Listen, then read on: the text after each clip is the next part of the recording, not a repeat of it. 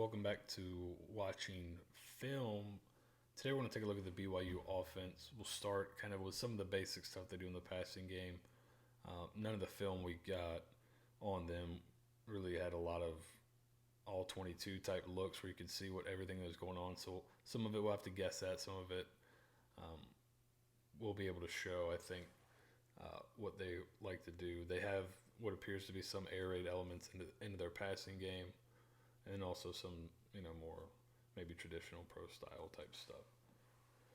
So we'll take a look initially at the passing game. We'll get into one of their favorite series of plays, which is the jet sweep series. How they use jet sweep not only to run jet sweep, but also run some other run plays off of it, and also have some play action shots off of it. And then we'll end with kind of 4 or 5 plays maybe that you might see when you have a young quarterback in the game. BYU is so far this season has had their most success passing the ball, so that's kind of their identity is throwing the football. They haven't run the ball well all year. With a new quarterback coming in for his first start on the road, there's going to be some things you may have to do to help ease him into the game. So we'll kind of take a look at those at the end and how stuff they've done this year. You can kind of see what maybe the type of schemes they'll use to try to move the ball with a new quarterback against USF. So we'll start here. This is against Toledo. Balls inside the 5-yard line or about on the 5-yard line. So this is not a traditional passing situation. Now as more teams throw the ball more and get more comfortable with it, you'll see more teams do it, but it's still not something everyone would do, dropping back on their own 5. But they're just going to run pretty much all curls here. And they have pretty good guys out at receiver. 21 is a good player. 15 is a really good player. I think that's him right here. He is very shifty. He returns punts and kicks for them. They'll try to get him a ball in a variety of ways. He's a pretty explosive player. He's one to watch, and you'll see here on his route that he has some explosiveness. 13 is down here. He's another good player at receiver. I believe this is their tight end here. They have pretty good guys all over at skill. They lost their running back I believe for the year, at least for this game against USF. Their starter at running back will be gone. Their quarterback, as we mentioned previously, will be missing with a hand injury. So they have some new guys plugged in, but they still have pretty good players at skill position. So here's all curls. Nothing crazy schematically here, but just notice the route here I'm pretty sure it's number 15. Presses outside, breaks down, creates separation. And then after the catch, is able to add on quite a few yards and get the first down. So that's the kind of stuff you want, the easy reads for the quarterback. That's a pretty easy inside-out read is how we always taught it. Kind of an easy throw. You have a stationary target with a guy coming back to you, so you don't have to hit anybody on the run. It's kind of a safe type play, so that might be something you see with a new quarterback in there. Here's something else they like to do. They like this concept a lot, whether it's play action or I believe they even have done, and we'll see some examples, what looks like using this as kind of an RPO type look here. Here I believe is just straight play action with the full slide. But they'll have these guys run 1 and 3 run kind of whip routes. Number 2, it's like that kind of slot fade look. So here and out, and then he's going to have the fade. They'll run this here. I believe it's a play action with the full slide. And the back's coming off that edge for that side. So if you get a one-on-one shot, you can take that look here. Otherwise, this is a great call against man coverage, because then you could also have these whip routes or return routes, whatever you want to call them, coming back out. but you get the one-on-one outside.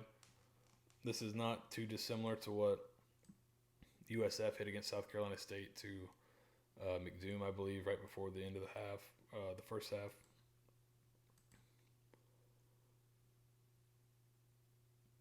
Good ball and then a good catch in traffic for a touchdown. Another one of their drop back schemes. This looks like, to me, this appears to be just mesh. So this is one of those kind of air raid staples. So they're doing the mesh with the sit over the ball. So you'll have him run that crosser. He'll come underneath. The back will flare or wheel to try to widen. Right, they're trying to widen these two. They're working off these two guys underneath, really. If it's man, you got guys running. If it's zone, they may widen and open a hole, and then you'll have him come kind of sit over the ball. So if they all widen with these crossers or these shallow routes, you have him over the ball. So you can see the mesh happening here. You just drop it off, let him run. And this is another receiver that we even talked about, 18. They have I think they have 6 guys that have made over 10 catches or something to that effect. So they spread the ball around quite a bit. But this is just kind of a air raid staple mesh. And you're seeing that a lot in the NFL now too. And they have some other another air raid concept I think they like to run and play action stuff. And we'll get to that in a little bit. Here's kind of the same slot fade look. This time, possibly an RPO type look, just because you do see the run fake. It's not the full slide where he's coming here. After his fake, he's carrying it out like he's got it, and then you do see some movement to the second level up front. So that leads me to think maybe it's RPO. Again, the quarterback's probably thinking, if I got one-on-one here, I can take that shot. That might be all he's reading. It could just be instead of not necessarily an RPO, it could be kind of just a package play where I have a throw out here. If I like it, I can take it. I don't have to check anything. So that this could be just a package play because I don't know who he'd be reading here. But this is the first play game against Tennessee. He takes a shot, and there's 15. He wins against Tennessee's defensive back, but a bad throw takes away what could have been a touchdown on the first play of the game there. Again, a similar look. So you'll see this. This is about the third different way they've run this. Again, this might be an RPO with how you're getting the lineman downfield here. But it's basically slot fade again. This time no return routes or hitch, fade. And then they look to be running inside zone in here. Because you do see some guys climbing to the second level. So if it was just play action, you wouldn't likely see these guys here releasing to that second level, right? That's why everyone's always looking for the legal man downfield on the RPO stuff. Yeah, you wouldn't have this kind of movement up if it was a play action. So that leads me to believe it's probably RPO. And right here, I think this one calls incomplete. They come back to pretty much the same concept later on the same guy, and they get a flag out of it. So that's something they're going to test these guys. They're going to test, especially if they can get matched up with the safety for USF. They'll test them with one of their good receivers and just kind of see if they can get a one-on-one.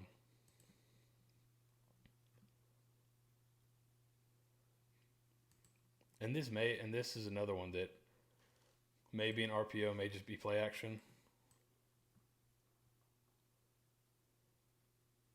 He's kind of getting slow to the second level, so that leads me to believe maybe it's just play action. But this is something you could read.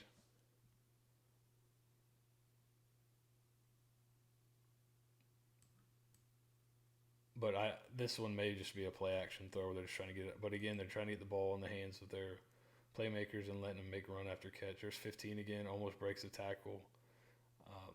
Defense is kind of rallies to the ball and helps bring him down. But he's a guy that these are the type of throws you want to give a young quarterback.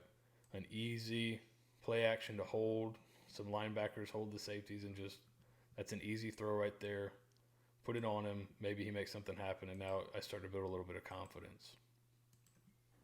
So now we'll take a look at the jet sweep game. So they'll do a lot with jet sweep, and we'll kind of start with them, okay, the give of it.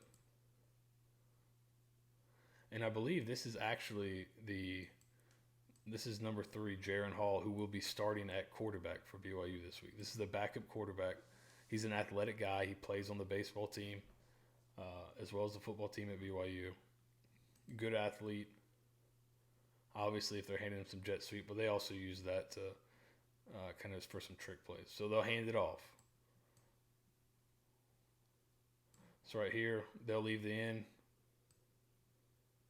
Go inside. He's out. Motion, hand it. And it's just a race, basically. Safety comes to fill. Back takes the first thing that crosses his face. So right here, here's another way to run jet sweep. And notice they'll tag something sometimes to the quarterback. So here's jet sweep again. And you have almost like a pin pull where I'm down. And then you got 2 guys pulling. Here on the front side, they like to read him, or they'll leave him, and kind of if he's going to make a play, then we'll run something inside that. They'll control him with scheme instead of blocking him. So I'm in the alley, and I'm here, and I'm here.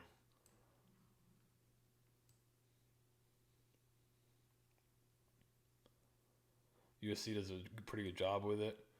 But kind of look up here. They have 2 for 1 on this side if that's something they're reading, which the very next play, we'll see an instance where it's not exactly the same look, but they are going to pin, pull, and use the back here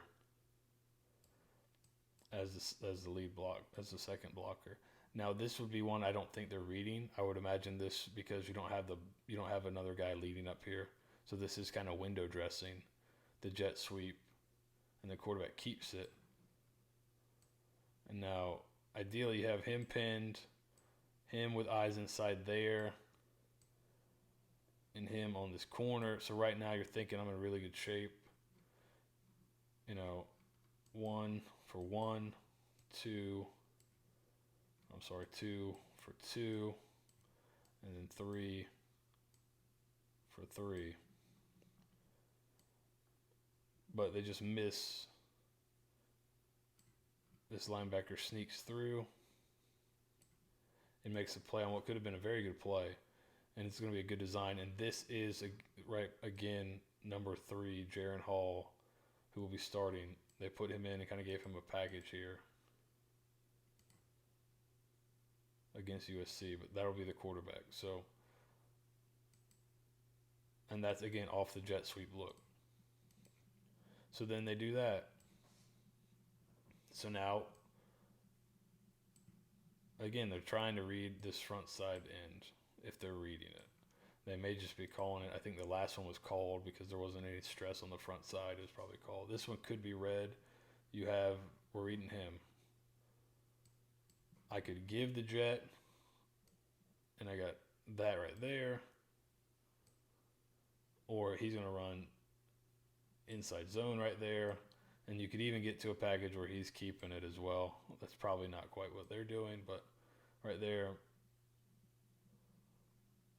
use the motion to try to displace defenders and then run inside zone behind it. So again, right there, they're leaving him unblocked. But basically, if they're running zone to the left anyways, he's going to be unblocked. So you kind of don't have to change your blocking scheme at all and can window dress it to get a little bit of flow here to create better angles for your back. And then this back was pretty good. I believe he's injured though, so you won't be seeing him on Saturday, but he's a pretty good player. And then against Tennessee, similar idea.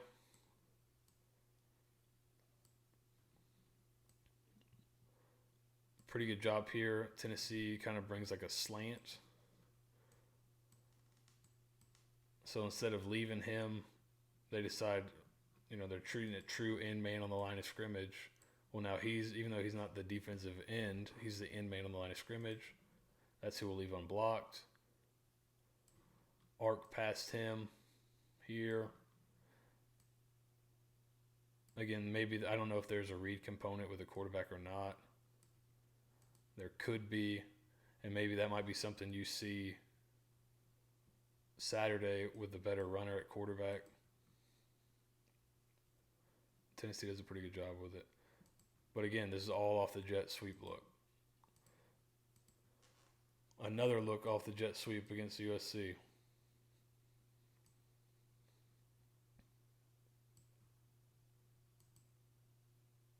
So now speed option.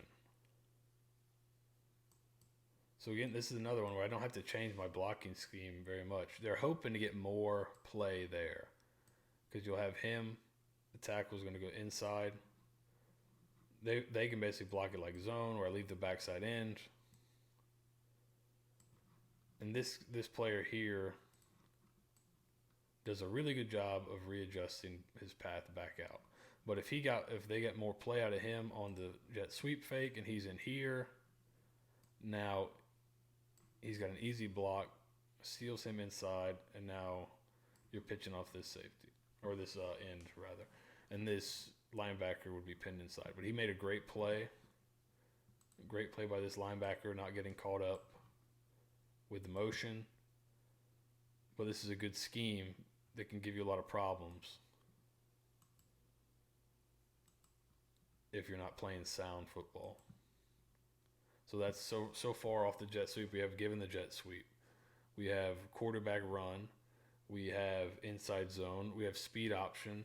Earlier against USC, couldn't get a good clip of it, but they ran basically the jet sweep, and then they just turned and handed it off to that guy off the other side. Instead of running the option, they just handed it to him.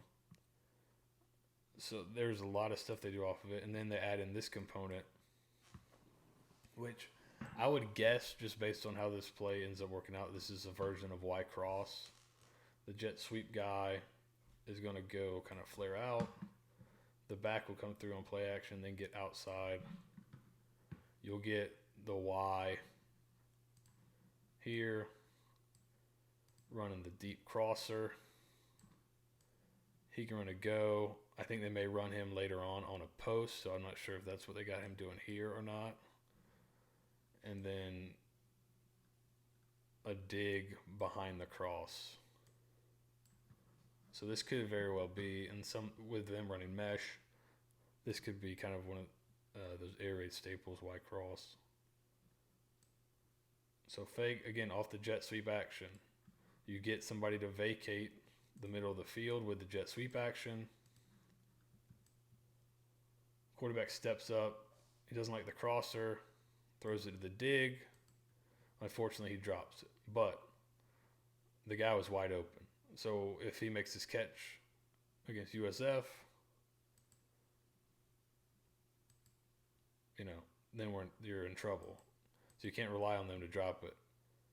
But good scheme, good execution up to the right to the very end. But here's a kind of another look at it. So here it's a different formation, but it's a similar idea. Again, I believe it's just Y cross again. He's the crosser. He's the dig. They're going to have him run a post over the top. It's a very crude drawing here. He'll be out here. He'll make his fake and then flare out. So again, Y cross, you're thinking post. I like to teach at post. You can kind of see if I'm gonna get that post shot here, post to cross or to dig. You can even come almost all the way back down. A lot of times, if you're getting back to the dig, it's gonna be wide open like it was on the previous play. So let's check it out. Here they get the safety, comes up with the motion. So you're thinking I probably got that post, and that's the shot he ends up taking. Wish the camera work was a little better, but he hits that for a big play deep down the field. So again, there's another, so that's like 4 or 5 plays just off the jet sweep look.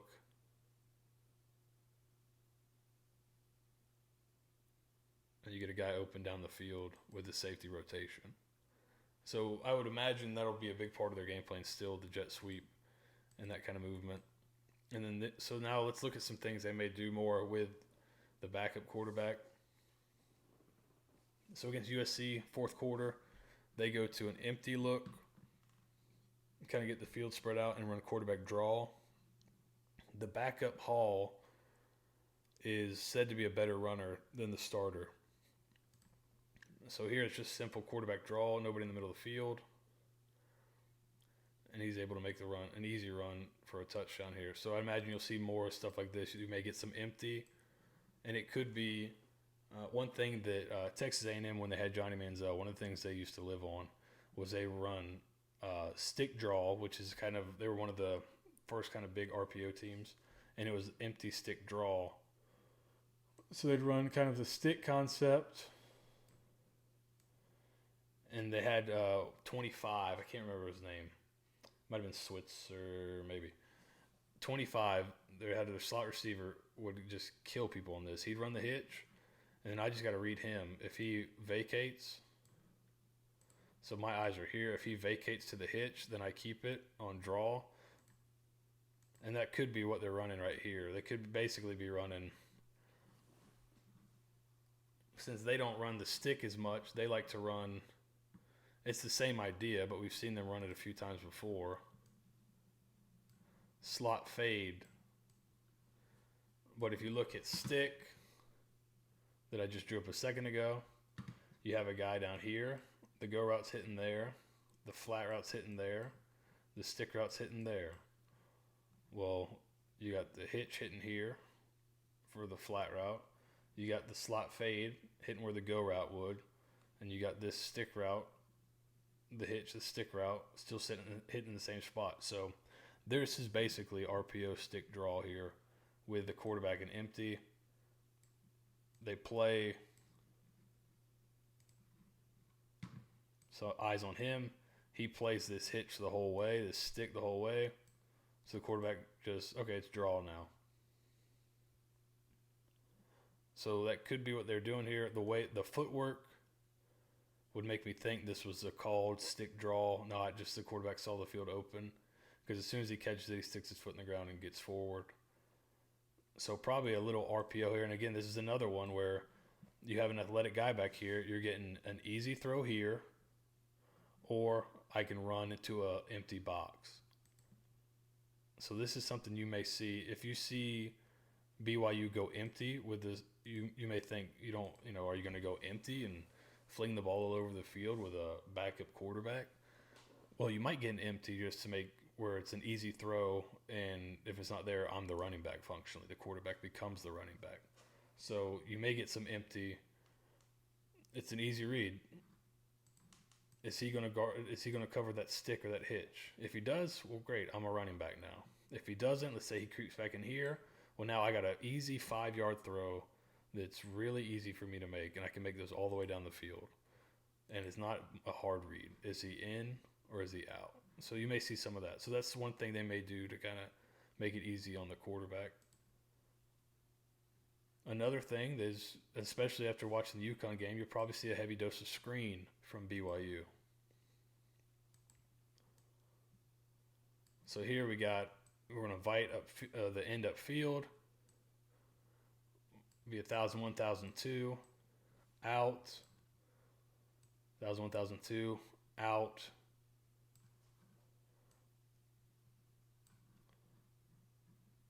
Invite the rush.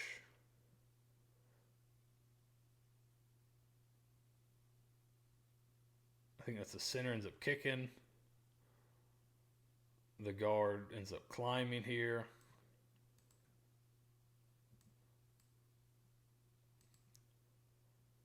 So just a little screen. Invite the rush upfield. Good timing here. And this is something with the backup quarterback. Will the timing be as good? Right, this is pretty good timing. Pretty good job here. I don't know. This might have been really an exchange of responsibilities. You might want him to kick and him be able to climb, but it's almost like they get exchanged. And then a good job here. And if you get a better block from the receiver, this thing may go for a lot longer than just a first down. So that's on a 3rd and long, which teams love to run screen, right? On 3rd and long, everyone yells screen or draw, and even in the stands. But this may be something they go to on early downs. Just, again, it's an easy throw. I don't really have to read anybody. I just kind of take my steps and throw it. So there's a screen. Maybe they'll use some screen. And here's kind of another way they run screen. This is a shallow screen.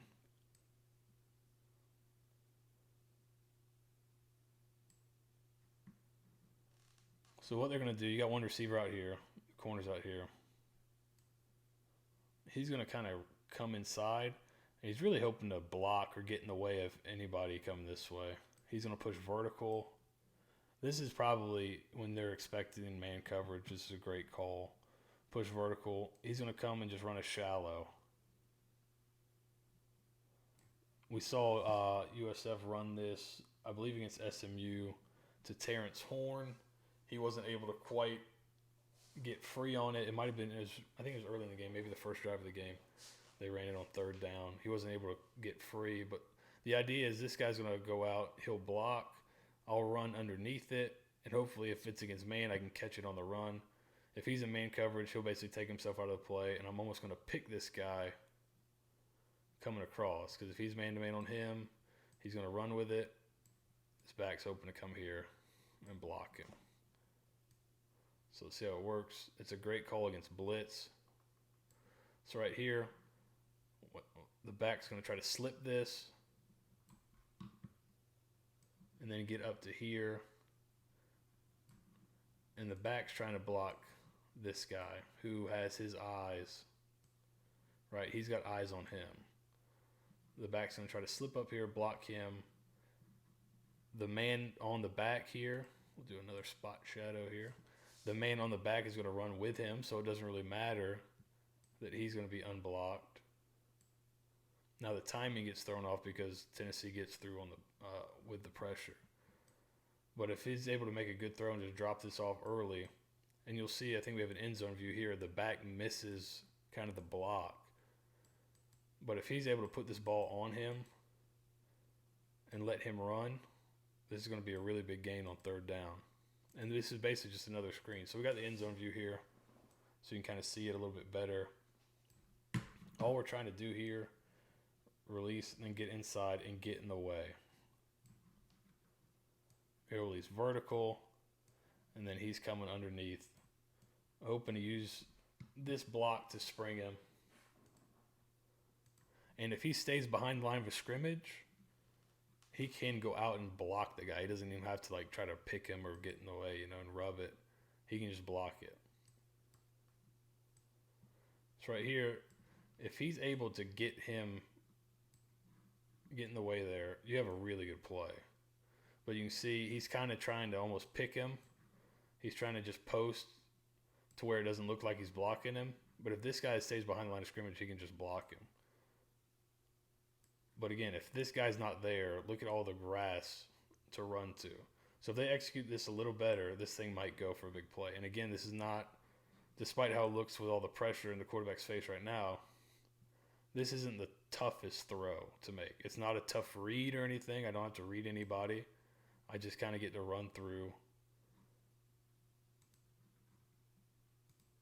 take my steps, and throw it to the one guy. I don't have to read anybody. I'm just throwing the shallow. It's just a shallow screen.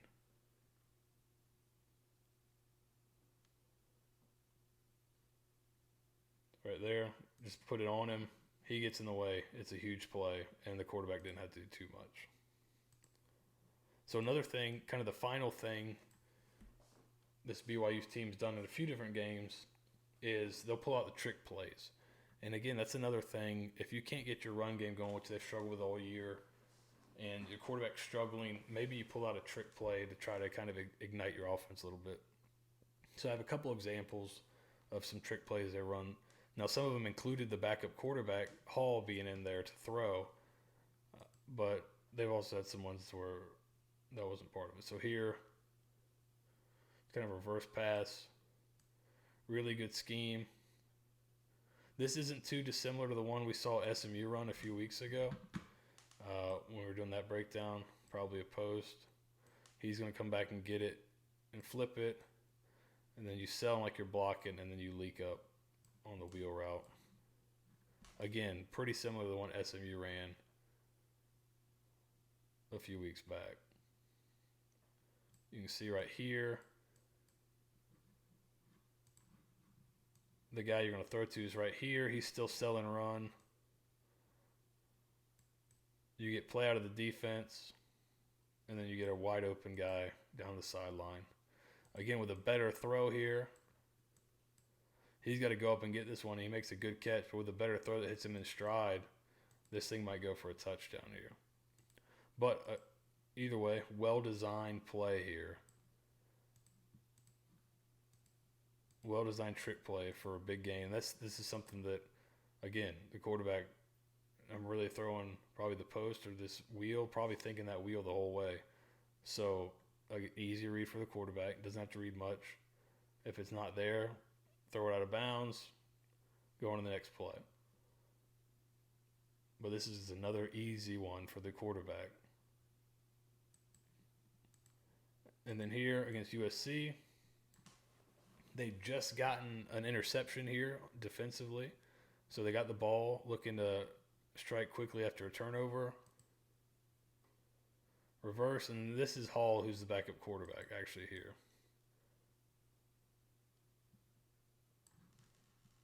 Inside. Handoff here. Step up field, come back. After the quarterback makes the handoff, he's running the wheel. Then you get your backup quarterback in here at slot, which we talked about earlier. They'll hand him jet sweep too. He's going to be in the game now. I don't think they're going to do that with any of their other quarterbacks. But he makes a nice throw on the run. And now you've got the ball inside the 10-yard line. First down. So they do a lot of interesting stuff. It'll be the kind of big question is how much are they going to continue to do with the backup? Coach Strong said on Monday he didn't anticipate them changing too much. And I wouldn't imagine they would. Hall came in at the end of the Toledo game. He looked like he threw the ball pretty well. And from all accounts and just how they use him, he's obviously a good athlete. So it'd be interesting to see if you see more quarterback run game, maybe some more screens, some of that more kind of easy throws for him early. But I wouldn't anticipate the offense changing too much. It's well designed. Their passing game has been pretty good throughout the year. They haven't been able to get the running game going. USF has shown they've had problems with good rushing attacks in the past. So that'll be a matchup to watch for. If BYU is able to run the ball, then they're probably going to have a pretty good day on offense. If not, then you're going to make the young quarterback beat you, which is what you're hoping to get anyway. So it'll be interesting to see kind of what happens on Saturday.